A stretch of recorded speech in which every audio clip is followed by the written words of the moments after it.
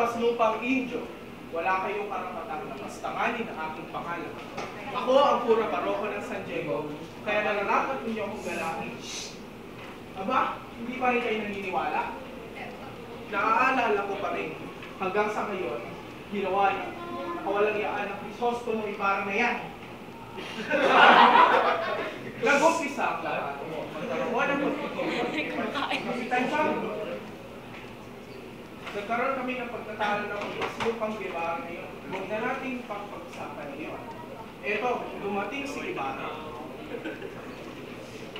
Tinanong siya ng mga katauhan doon kung ano daw ang kanyang pinakamagandang nakita sa ibang bansa. Bah, sumagot ba naman na bago daw niyang puntahan sa lugar? Pinag-aaralan niya sa saysayan, kabalbalan. Bakit mo naman sasayangin yung pera sa kung walang kwentang bagay? Kahit munting batay nakakalam yan.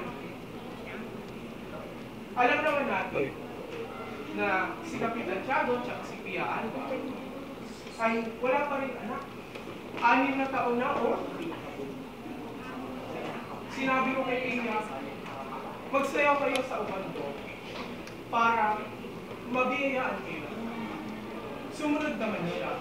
Kaya lang, ang ipinagtatak ko, bakit siya namatay sa pagpapanganak lamang? Ano itong aking nababalitaan? Kay Maria Clara. Siya daw ay nalulungkot. Kaya isang araw, tinalaw ko siya. Laking gulat ko, ayaw akong kausapin. Yun pala, alam na niya, ang lihim ko kay tagal na tinatago. Sinabi niya sa akin, layuan ko siya.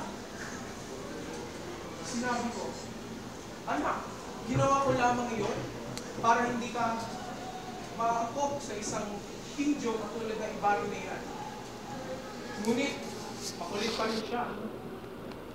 Sinabi niya,